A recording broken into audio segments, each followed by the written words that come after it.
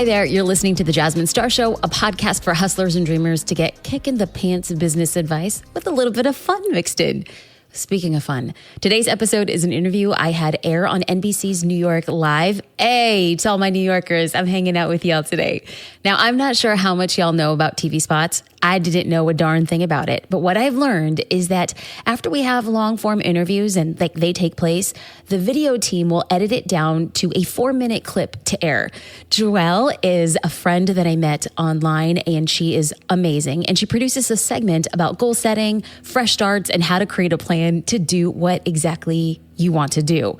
Even though just a short bit actually aired on television, Joelle's team was really gracious to share the entire interview with us, and I get to share that with you on the podcast today.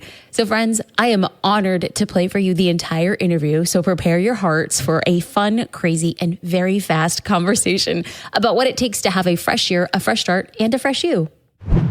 So, Jasmine, the people who know you on the surface know you as a business strategist, a social media expert, an all-around wonderful woman. But I know that your story runs a lot deeper than that. And I know that you're someone who can actually answer this question. So I'm going to ask you to take me from the beginning. For me, the story of stories start in 2005. I'm a first-generation daughter of immigrants. I'm a first-generation college graduate. I'm a first-generation postgraduate. I was in law school when my mom had a relapse of brain cancer. And that was the first time in my life where I was forced to actually make a decision between the safe path, the predictable path. This is the daughter of an immigrant, and education is the way you get out of the hood, versus desire and want and what you believe your purpose is in life.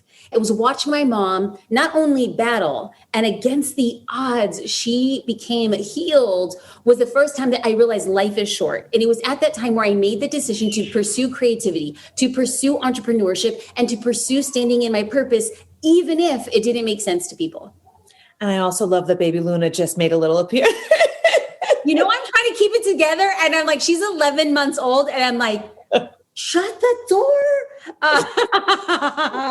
And I will never be able to name drop like this ever again in my life. But I was interviewing Tom Hanks recently, and the entire time my little one was outside banging on the door. But it's a 4-minute window that you wind up getting. So you're like, and you know, it's kind of just like, if there's ever been a time that people just get it, it's now. And I'm like, we don't have office spaces to go to. We don't have places like, let me just sneak away to my second house. Mm-hmm. It's kind of like COVID had like this wake up call, and it's like learning to see a balance. And instead of focusing on the screams, I want to focus that hopefully it registered us in her mind to watch her mom pursue, even though the odds aren't exactly working in her favor. Okay. You said something which was crazy to me, because it's something I always say when I think about my girls. I always say that I want my ceiling to be their floor. And I was listening to a podcast episode, and you ended it that way. And I feel that on every single level. And I guess it brings me to the question of, you know, we are entering this new year. And I know that everybody always focuses on new year, new you, but I don't think we should change all of us. So I'm going for new year, better us. New year, improved us, which makes me want to ask you what your why is first, or your purpose. And then B, I also want to just ask for your advice for other people on how to level up in both life and business. So a couple of days ago, I was listening to an interview with Stacey Abrams. She ran to be the governor in Georgia, and unfortunately, it didn't work out for her in that capacity. Now, regardless of what political affiliation you associate with, the tenet of her story was rooted in how she has a plan. And she says that in order to achieve what you want, in order to get what you want, you need to have a plan. But first, you need to ask yourself, what do you want? And then the second question you have to ask yourself is what you just asked me right now. Why do you want it? And for so long, I was pursuing things to prove that I belonged in the boardroom, to prove that I was worthy of an investment, to prove that I could work with an editor or an art director. And then all of a sudden, I felt like it was vacuous. For so many years, I wasted them in futility, being like, I'm doing this to prove something. And the minute I shifted my perspective to be like, why are you doing it? And I realized that there's so many other women specifically women of color, specifically daughters of immigrants who never gave themselves the permission to get into the room, to ask for what they deserve, or to even have the courage or the chutzpah to pursue what they truly want. I do what I do to show that people who don't have the biggest or the best education, the most money, the fanciest car, the nicest zip code, that they too hold the keys to their future. And if they are given the permission from themselves to pursue what they want, they then change their family. They then changed, this is the family heirloom, that there was one person in the family tree who decided to say, I am worthy, I am enough, and I could do the dang thing. If somebody could look at me and she's like, that hot mess of a girl is doing it, I think I can too. That is why I show up every single day. And I want you to explain to everybody what you do. And also, I know that you mentioned it, but going back, your mom homeschooled you, your mom, and you talk about her education, you talk about all of these things. She homeschooled you and your twin sister. And to go from there to then you going to law school and then making a shift. I think that's something that, listen, like I used to be an accountant before all of this. I worked in accounting and finance because I just thought that that's what you need to do. Right. Yes. But it's really hard to make a shift like that because, I guess just the title that you assume that people will, I don't know. It's like something we just do it because we think we should do it. Not really because we want to do it, but take me back to you being in law school and making a decision to not continue with it. It wasn't an easy decision because for so long, there were so many people who were so excited because they felt like a piece of them was going to law school when they were able to support me and just say, you can do it, represent us. May you open doors for people where doors will always remain shut. And I felt the weight and the responsibility of that. But I also knew that I am not responsible for the happiness or hope of anybody else but myself. It's one of those things where they teach you like to put your air mask on before you put your air mask on to anybody else. If I was living to fulfill somebody else's wishes or desires, that I would end up being the sacrificial lamb. And I don't think any of us should ever sacrifice who we are meant to be as a result of what other people wanted for us or put their expectations on. So then you take a leap of faith, you buy a camera and you say, okay, I'm going to be a photographer. I didn't actually love myself enough to bet on myself. You just could not say, I'm going to walk away from law school and I want to pursue this. I had just gotten married and I talked to my husband and I said, I'm so unhappy in law school and I don't want to go back. And I know life is short and I know I want to be creative and I won't give myself the permission to take a risk. And that Christmas, which is about a month and a half after we had that conversation, I unboxed a camera. And he said, I was on a scholarship, a full ride scholarship to UCLA Law School. And I had 3 years. I took a medical leave when my mom had a relapse of brain cancer. And it was during this time that I'm trying to figure out what I want to do with my life. And he said, you have 3 years to go back and get your scholarship. How about you give yourself a year to try out what it would feel like to be a photographer with this camera? And let me just tell you, it was the world's simplest camera. It was not fancy. It's like the kind of camera you can get at Best Buy. But I was like, oh, I'm out here going to be like Annie Leibovitz and Ansel Adams. Watch out. There's a Latina who's with a camera. Okay. I was terrible.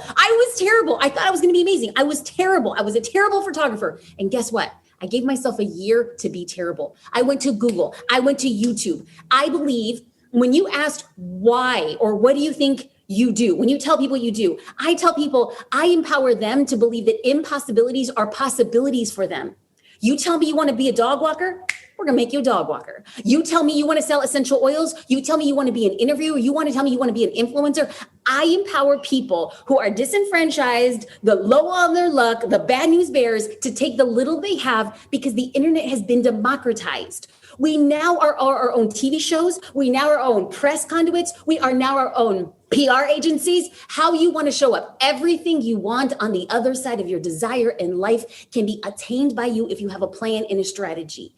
Yes, I primarily talk to business owners. I build strategies around building a business online, but anything you want to do, you tell me, we'll figure out a plan. I believe that impossibilities are possibilities. I've lived it as proof, and being the most uneducated, underfunded, unconnected person, if I can do it, I firmly believe other people can do it too. And there, right there, you just took us to church and you did what you always do. What you always do, and you do it so well. And can you just let the audience know how you do that? What do you do that through? Yes. Well, first and foremost, the way that we would be intercepted is you will never find me like, hey, sign up for this free class. Hey, do you want to better your life? Hey, no, I want you and me to meet online like we're homies. We just cross paths on the subway and you're like, I like that person. I'm the kind of person that wants to buy you a cup of coffee, pay for it, walk out the door, be like, who just bought me my coffee? I like to do that on the internet. I create free resources. I create posts, I create videos, I have blog posts, I have IGTVs, I have ways to share about what I know when it comes to social media marketing.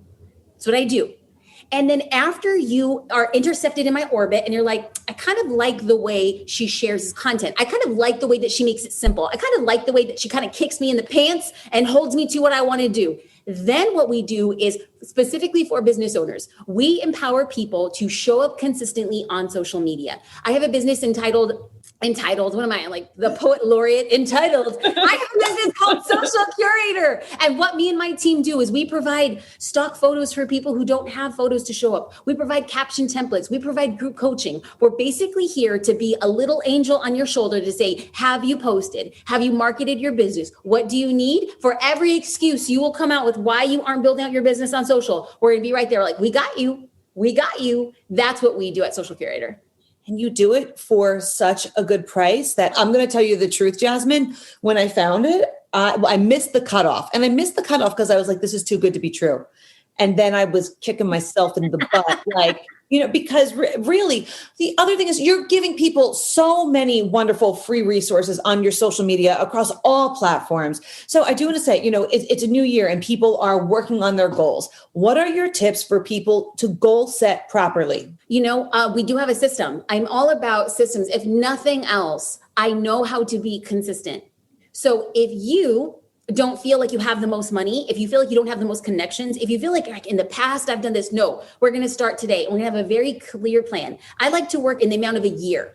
So what we do is we break it into quarters. A quarter is 3 months. What I want to do is have one big goal every 3 months. Now I get this, people are like, oh no, I want to do 14 goals. Well, when you chase 14 rabbits, you miss them all. You chase one, a higher likelihood of actually executing. And oftentimes studies have shown that when you have a goal or you have a lot of goals, a lot of them can be clumped into segmented goals, right? So let's just say you're a business owner and you want to like new year, updated, improved you. And this is going to be like, I want to get out and I want to get a website. Great. If you want to launch a website in 3 months, you can't do it overnight, right? So if you're saying, I want to launch a website in 3 months, what I like to do is I like to break up monthly goals. So at the end of your quarter, what do you need to do at the end of the second month? What do you need to do at the end of the first month? And if you're like, in the first month, well, I need to write about me and I need to get new headshots and I need to figure out what my products are. In month 1, you break it down every single week. Week 1, I need to plan a photo shoot. Week 2, I need to write my bio section. Week 3, I need to actually find out what my product is.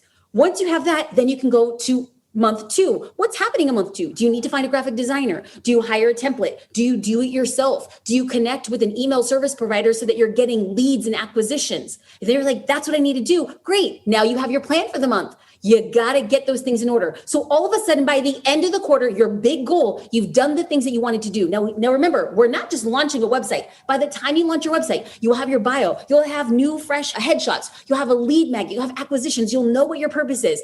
That right there is massive. And we did all of that in 3 months, not because we're special or cute, but because we had a plan.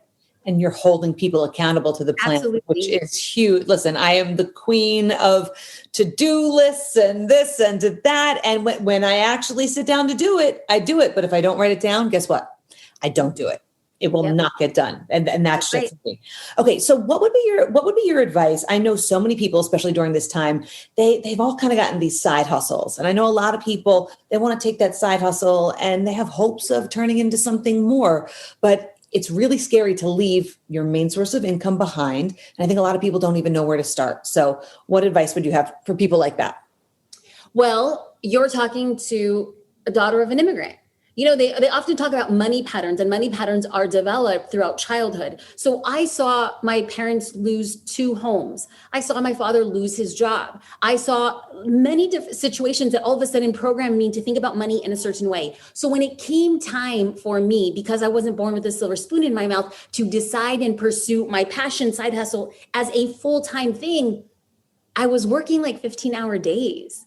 Prior to this, I had a job where I worked 4 days a week, and I would take one day. So I was working longer days. So I would go in at 8 and I would stay there until 6. And so I would have a short or a non-existent day on a Friday. I would plan photo shoots. I would do all day learning on the internet. I didn't transition away from that job until I had secured income from my side hustle that was equal to what my full-time job was going to bring me. I was never going to be like, on a wish and a prayer, I'm going to build out my business. It's kind of like I had a proven product. It was scary, but I also knew that I could sustain it at least for a year. That's smart. So people should try to start bringing in some income and then match their current income, right? Because none of us, especially with the economy, the way that it is. If you have the ability to save your income, if you're in that fortuitous position and you want to be very stringent with how you save, I think that would be fantastic. Because you absolutely need to have some financial cushion as you pursue things professionally. Let me ask you this. What is one thing that everybody should start doing in the new year? Being consistent in all ways. You show people you care for them when you stay committed and you walk in integrity. If I'm going to say I'm going to show up and we're going to have this conversation, I better be there a minute early. If I say I'm going to text you next week, I better do that, because consistency builds trust. And the more you are consistent with your friends and your family, the more you're consistent to, if you made a dedication to work out, honey, I want to see in March that you're still working out at least 30 minutes a day. If you made the commitment to drink 8 glasses of water, you better have a reminder on your phone to drink those 8 glasses of water. What happens is that consistency breeds consistency. And the way you act in your personal life, it bleeds on over into your professional life. So if you say that you want to build a business, you can't just build a business 2 times a month. You don't have a business, you have a hobby, which is fine. I clap that up, but we also have to be real with it. If you are going to say, I really want to build out a presence on Instagram, well, then you got to post. And what's your dedication? How consistent are you going to be on that? So consistency in all aspects of your life. I know. It's like, I feel like I'm getting schooled. You're speaking directly to my soul. I also want to talk about social media, because here's what I love about everything that you do. I listen to your podcast. I watch your videos on social media. I always come out, A, entertained, but B, educated. I always walk away knowing something that I didn't know before. And I really admire that about you and all that you do. So let's just get some of your social media tips for people. I think that sometimes people get a little bit lost. They don't know what to post. They don't know when to post. Any advice you would have? Absolutely. It goes back to how I answered the previous question. Yeah. What you're really focusing on is consistency, because the fact of the matter is that there is not a turnkey solution. There is not like, if you post 600 characters and if you start off with, guess what? Hey there, hoo hoo ha ha. And if you have a photo of you jumping in the wind, then you're going to get all the engagement and 1,000 followers. It doesn't work like that. The only way that you know how you should be showing up is by putting out content, because your followers will speak to you. Your followers will engage with you. Now, let's just be real. I follow you on Instagram. You post stories of you getting your hair and makeup done, which I find very interesting. But the ones that I engage with are when you were following your husband around and he was singing, I think it was like Pat Benatar or oh my gosh, Sinead O'Connor. Sinead O'Connor. That's who it was. And so all of a sudden I was just like, I felt like I was incentivized and excited to engage because you were so consistent at following him around your apartment. I became invested in the story. You gave me a reason to reach out to you when otherwise I might not have. But guess what? You would have never have drawn that out of me if you decided to be very judicious. Oh no, I only post if it looks really good. I only when I'm feeling fly and fresh. Your audience will talk to you about what they want if you remain consistent. That is the key. Absolutely. You say something else that it's something I'm actually kind of obsessed with. You talk about setbacks being setups. And this is not something I speak about publicly, but I got laid off from one of my jobs last year. And I haven't said it to anybody. It was the biggest blessing under the sun. But I don't think that people can always see those blessings when they happen. And I would just love for you to elaborate on when you do say sometimes setbacks are really setups. What do you mean by that? 1,000%, 1,000%. And I'm going to be real, 100. I never look at when I get punched in the gut or when I lose an opportunity or if somebody else is selected for the thing that I truly wanted to do. I am never, oh, diddy bopping. It's great. Let me just pop a bottle of champagne. But I'm also tethered by all of my experiences looking back and being like, the reason they said no was so that you had time for this. The reason why that person did not select you is because they ended up being shady and ruining relationships. The reason why you didn't buy that house is because you ended up adopting a daughter.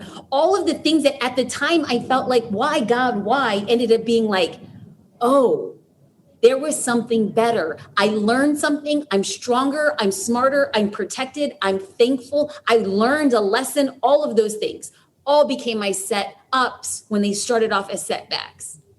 I'm so curious about what you see for your future, because when you talk, whether it's like this or on any of your other platforms, I mean, to me, you're a motivational speaker. You are the number one cheerleader and an educator. Like, where do you see yourself? Where do you want to go?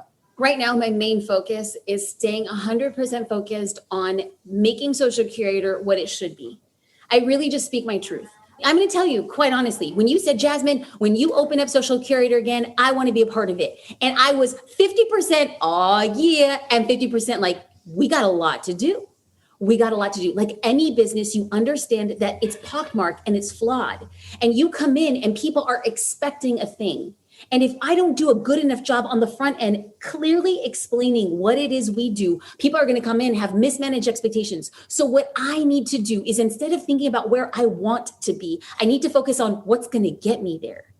Truly, what I would love to do in about 10 years is to understand that I have a multitude or a diverse amount of businesses under one umbrella. I believe that Social Curator will be one subsidiary of the Jasmine Star umbrella, amongst other things. I want to show my daughter what it feels like to have a business that serves my life, not a life that serves my business. But at this point in time, if I look about where I want to be in 10 years, I'm going to be really sad with where I am today. I have very little sleep.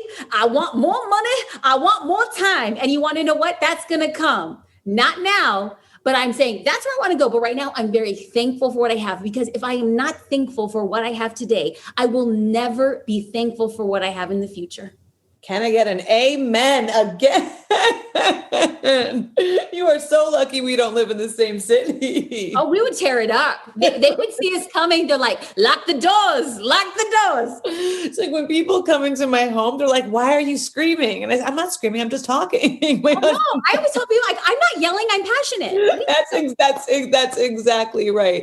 I do want to go back for a second, because I think I may have jumped on you with this one, but I would love for you to tell everybody your why, because I know that is something that you challenge people. When they come to you, they say, hey, I want your help because I want more followers, or I want this, or I want that. You always say, well, what is your why? So I am just curious for you, what is your why? My why is to show people what's possible if they give themselves the permission to make mistakes, learn from those lessons, and help others along the way. When let's just say you're in a room and you hear people talking, they don't know you're in the room, and they're talking about Jasmine Star. What is it that you want them to say? That she gives more than she takes. I can't take that sentimentality. I can't take that mantra as my own. I do know and have heard and believe that there are other people like that. But it rings so true to me that if I walk out of a room and somebody feels seen, known, and heard, and if somebody says, I really liked the fact that I learned something, I'm empowered, I'm educated, I'm smarter, I'm more excited, I'm more hopeful, I'm more inspired, I will walk out of that room saying, I did the thing that I was put on this earth to do. Actually, your mom helped me a lot as well. So there was a podcast episode that you did with your mom, and you were homeschooled, and she talked about just the different methods that she used to teach you and your sister's insanely successful as well. And I want to see if you could share that, because I think a lot of people right now, right? Like everybody has their own thing right now. Everybody's going through their own thing. I know for so many of us, at least our audience, our kids are home. We're having to play teacher. We're having to, we are wearing more hats than we've ever worn before. By the way, I love your hat too, but we're wearing more hats. And I think that people can learn from the stories that you share. And you do share stories about your mom teaching you guys growing up. And I would love for you to share it here. The best thing about my mom is that even though she didn't go to college, and she actually openly states that she didn't do very well in high school, is that the thing that she really felt really good at doing was giving her children creative freedom to chart their own path. I didn't learn how to read until I was 11. My sister as well. We were homeschooled. And so we would have to take state standardized tests to see how we were faring to make sure. And I was always behind the curve. I was always very slow. And I think another parent would have interjected or intervened or started feeling worried or would doubt themselves. And my mom was so determined. She would tell any person who doubted, like, my mom's name is Millie. And they would say, Millie, they're a little behind. And my mom said, they are in love with learning and they are going to figure it out. They being myself and my twin sister.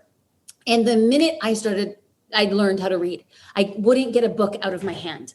The minute I started consuming education, I became my own teacher, which is exactly what she predicted. So for parents who are so focused on academics, I encourage it, I applaud it, but also at the same time, the reason why I fell in love with learning and being a self-starter was because my mom said, you don't know how to read, but what do you want to learn? And I really wanted to learn about koalas. She went and all we would do is read books about koalas, and we would talk about Australia, and we made a salt dome map. We would do painting, and then we would go through how to read and how to write on the salt dome map and the things that we incorporated with art and science and math and reading. And that made me fall in love with learning. And when I fell in love with learning, I now teach people how to fall in love with learning how to grow a business, learning how to market yourself on social media, learning how to be consistent. So I do think that what she taught me then is something that I'm now teaching others. God, I got to meet Millie at one point.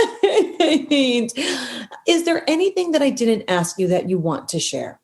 So in February 2020, I had the awesome, amazing privilege of becoming a mother for the first time. My husband and I had been on the adoption journey for a couple of years, and we had been waiting, and you kind of feel like I'm on the precipice of losing hope. And we had been waiting, and then we got 24-hour notice that there was a baby born in Las Vegas. And we made the decision to pursue adoption, and it was amazing. What I wildly underestimated when it comes to parenthood is the extension of grace. Is that I felt up into this point that I was pacing and driving and striving. And then all of a sudden, a human comes into my life. I have no experience. There isn't a handbook. And no matter how many Google searches that you do, you're going to hear it 10 different ways on how you should be changing a diaper, making a bottle, making organic food, the whole nine. And I thought to myself, the thing that people so often need that I don't ever really get the opportunity to talk about is what would it look like if we extended grace? Grace in all aspects of our life. Grace when it came to parenthood, grace when it came to pursuing a passion. And then if that passion turns into a professional career, do we have grace to understand that even though we have goals, we should set them, but we're not in control of the timeline? The thing that I discovered when I had a daughter was I had goals and I wanted them to happen at a certain time. And then all of a sudden you realize as a parent, haha, that's funny. Your timeline doesn't matter. And so I realized that if this timeline's not going to matter in my life, then what I need is grace. I'm doing the best I can with what I have. And that's what I want people to really remember in 2021 is that even though we came off this year, it's not like one day overnight, everything changes. We have to do the best we have with what we can. And that's what again and again, I have to remind myself every day. Amen to that. I also want to talk to you too. There's all of these groups popping up and I love it so much. It's groups for entrepreneurial women, by women, for women. And you are part of that. I would love for you to speak to the trend and just how you feel, like right now it's the moment of I hate using the term boss lady, but right now it's really our moment. It's our time to shine. And you're pioneering that space. And I'm just going to be real. I'm going to speak my truth. I can't wait for the day when we don't call it a moment. I hope that we call it a movement. I hope that my daughter and your daughter are going to look back and be like, Mom, what are you talking about? I don't remember the day that a woman was getting paid less than a man to do the same job. I don't remember the day when a woman will walk into a room and be assessed on the size of her parts instead of the size of her brain. I want my daughter to say, whatever I want to do, the world is my oyster. I can't wait for us to be like, we're pioneering a movement. I want to say, this is the freaking norm. And until we get there, I'm going to go out and share everything I know. I can say I've had the pleasure and the honor of being able to collaborate with different business owners. But in 2021, I made the decision that I am going to stay connected to 6 other women. And these are women in all different types of industries, but these are specific. Now, I have my girlfriends. I have my best friends from high school. These are my girls, right? These are the people you talk about what you're watching on Netflix, raising a kid, talking about family drama. But when it comes to actually sharpening my teeth as an entrepreneur, I surrounded myself with a small group of women, and we're dedicated to meeting online every 6 weeks for 90 minutes. We're having no punches pulled, conversations where you come to the table. We call them hot seats. You ask a question, share a pitfall, want insight, want somebody to deal to you straight for about 2 to 3 minutes. And then we spend 10 minutes as a group coming in. Have you thought about this? What about that? What about this? And then we have a series of accountability steps thereafter so that when we meet again in 6 weeks for another 90-minute session, we're like, where are you at? What are your trends? And so we're starting in January, and we're going to be sitting down. What do you want at the end of the year? What will have made this group worth it in 12 months for you to say, I spent my time wisely? And then we're going to map that trajectory every 6 weeks. I think that this is advice that everybody needs to take in their own personal life. If you want to level up in life and in business, find yourself a group and do this. Because again, it all goes back to accountability, which is what you preach, but you practice what you preach. Okay, I'm going to let you go, but I just want to do like a little rapid fire round for our audience, because I know that you do your Ask Jasmine's and it's so wonderful. So I'm going to do it for everybody right now. Your best tips or best advice for identifying your brand. Everybody has to have a brand right now. People don't always know what theirs is. Seth Godin defines a brand as a series of set of expectations or memories that empower a consumer to choose one product or service over another. That's Seth Godin, and he's a demigod. I love him. He's the best. I want him to be my friend in real life. The hood version of a brand is what somebody says about you when you walk out of a room. That's just it. Maya Angelou said, people will forget what you said, but they'll never forget how you made them feel. That's a brand. When you say everybody has a brand, you're right. Your mailman has a brand. The checkout cashier at your grocery store has a brand. It's how they make you feel, because you will never forget how somebody makes you feel. So how do you start identifying a brand? Ask yourself, did I ask somebody about their day? Did I give more than I took? And is there any way for me to go beyond my sphere to help somebody out? And I just don't mean financially. I mean time-wise. I mean mentorship. I mean connection. I mean support. Anything that you could do. That's your brand. Start there. Amazing. Okay. For those people who have developed a side hustle during this time, they want to take it full speed. Best advice you can give. Everything goes back to showing up and setting the expectation of what your followers and your customers, because right now they're commingled. You have followers who want to support what it is that you do, but you also want there to be a transaction. In order for there to be a transaction, consistency. You posting with consistency leads to trust, and trust leads to conversations. When somebody trusts you, they're going to like, comment, or share your post. And when you respond to them, that's a mutual building of trust. It is only when somebody trusts you and only when somebody has a conversation with you that you then get the conversion. So consistency leads to trust, trust leads to conversations, and conversations lead to conversion. If you want to do a business, that right there in those 4 steps, you do that all day, every day, you're going to have a business. Okay. Social media, people don't know what to do. Give us 4 pillars that they can post. Well, first things first, you're going to want to choose a platform that your dream customer exists on. Everybody's like, oh, Instagram's popping and it's hot. It is. But what if your dream customer is a 25-year-old female? Chances are she's more likely on TikTok than she is on Instagram. What if your dream customer is a 45-year-old CEO? He or she is probably on LinkedIn. So what you want to do is first pick your platform. Where do you think your dream customer exists? Don't worry about any other platforms right now. If you're just getting started, choose one. Then we're going to have 4 pillars of content. If you're just getting started, about me. Simon Sinek says people don't buy what you sell, they buy why you sell it.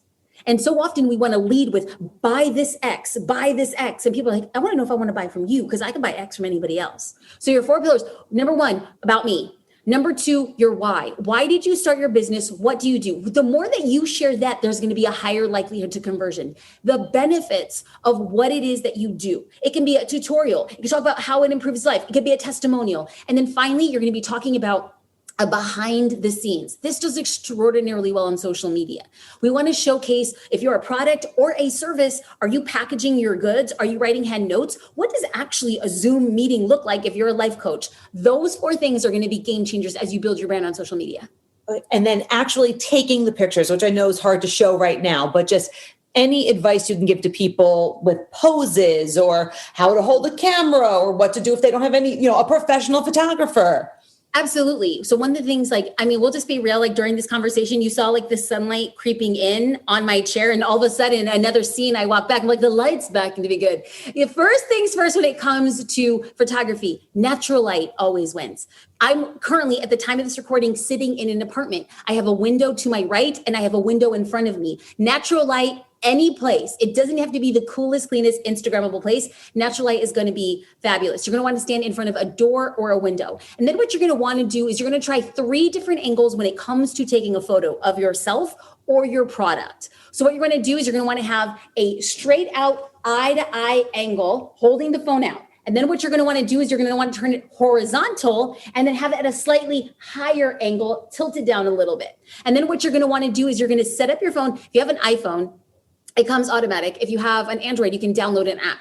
You can choose a self timer, and you could select a 3-second or a 10-second self timer. If you're like, I don't have a photographer. Yes, you do. It's called your phone. You put it up on a self timer. You select 10 seconds. You walk away. You hold your cup of coffee. You look out the window and you're feeling kind of good. And then 9 seconds later, it pops up a photo and there you have it. You're ready to go. And that will impress people. Whenever I do that on shoots, they're always like, "Oh my!" It's the self timer. It's the self timer. There it is. How did you go from photography to everything that you're doing now? I love this question. Okay, content. My gosh, in one word, it's content. What was happening at the time is I started my business in 2007. This is pre-social media. And what I was doing was I didn't have money for a website and I didn't have money for anything else. And so there was this free thing around this time called a blog. I started a blog, Jasmine Star Photography blog. It wasn't even mine, it was Blogspot. Okay, it was sitting on Blogspot. And what I would do is I would just document what I was learning. I took this class today. I finally saved up for this lens. I went on my first photo shoot. And lo and behold, I started attracting readers. Some readers were clients, kind of interested, like, who is this person? And she's just starting a business. And some of them were photographers. And a lot of times in the beginning, I received so much slack. I received so much negativity. People are like, who does this girl think she is without an education, who's sitting there with her Best Buy camera, trying to start a business? And they would scoff. And yet what would happen was I created post after post explaining my process and what I was learning and what I was doing. I started building trust within a community of photographers who then started asking me, hey, how are you doing that? How are you doing that? And so I wrote a blog post every single day. And soon enough, I was being invited to photography organizations where 5 people would show up that night. And I would be like, 5 people are here to hear me speak. This is amazing. And then they got bigger and bigger and bigger. Soon, over time, I became an internationally recognized photographer, started speaking to thousands of people. And then what happened around 2015 were other creative professionals were kind of like, if you're doing that for photographers, could you do that for our business? And my first answer was, no, I can't. Imposter syndrome. I was like, no, I could only do this for photographers. And then lo and behold, I started taking on clients one-on-one. I don't do that right now, but I started taking on clients just to see, can I do this? They got amazing, wild, powerful results. And I started thinking there's something under the hood, is that business principles on any business, product or service, B2B, B2C is the same. And I knew I could speak to that. That's when I started creating business content, period, for photographers and anybody else in order to build a brand and market it on social media. And I think that the number is by 2025, it's going to be a $135 billion industry. Oh, yeah. It's incredible. It's also incredible when you know so many wonderful women too, I have my little tribe and I'm like, okay, she's doing it. And when one of us win, we all win. And it's a really great time. I do believe that. I believe that too. Jasmine, can you tell everybody where they can get more of your tips and how to follow you and, see all that you do? Thank you so much. You can find me on all social platforms at Jasmine Star and at jasminestar.com. You are the greatest. Tell Millie she did such a good job. My mom is going to feel so cool. You have no idea. I'll let her know. Oh, you're just a wonderful human being, Jasmine. Thank you. I appreciate you. I appreciate all of your time. Stay safe out there. You too. You and your 4 masks. Go on, girl. Wear those 4 masks. Actually, can I just ask you one last question for this? Yeah. Because I think it goes back to your story too. Yeah. You speak so beautifully about how you grew up and let's just say resources that your family had and resources that your family didn't have. and look at you, like you're the walking picture of success. But I would love to know a message that you have to people who maybe don't have the resources that the person to the right and the person to the left of them have, but they have a dream. Oftentimes, people miscategorize success by money and material things. And I am here to tell people that my success has nothing to do with the zeros in my bank account. I should say the commas and the zeros in my bank account. It doesn't have to do with the car that I drive. I believe that what makes me a success is the ability to continue to stand after getting knocked down. I do think, I'm going to be quite honest, this week in business and in life was a rough one. And oftentimes what people see on social media, what people see in this interview, they see 1%, they see 0.01% of the complexities of life. So I am honored that you say you're the walking epitome of success, when I could tell you just yesterday, I got off a call and I was just like, I feel like I got punched in the gut. So when people say success, I want them to know that success is doing something you love, and success is standing after you've been beaten down again and again and again. And success is sharing in the fruit of your labor with the people who helped getting you there. So regardless if I have $1,000 or $1 million or $10 million, I still want to say, I love what I do. I still want to say I'm going to continue to stand, and I'm going to continue to share with my family the $10 million that I have, because that's success, not anything else. Thank you so much for listening to the Jasmine Star Show. I loved speaking with Joelle, and I'm very grateful for the kind and warm invitation to join their show. If you enjoyed this conversation, I'd love for you to subscribe to the Jasmine Star Show wherever you are tuning in from today. I want to thank Maddie1012 for her review. Jasmine is the kind of friend you never know you needed, the support system you always wish you had, and the encouragement you need when you're at the lowest of lows. I'm grateful for her podcast, and for her, a must listen. Yo, Maddie, thank you so much. And thank you for listening and subscribing. And if you want to get a little extra bonus point to potentially be shared out on the podcast at a later point in time, I would love if you left a review. I'll talk to you soon.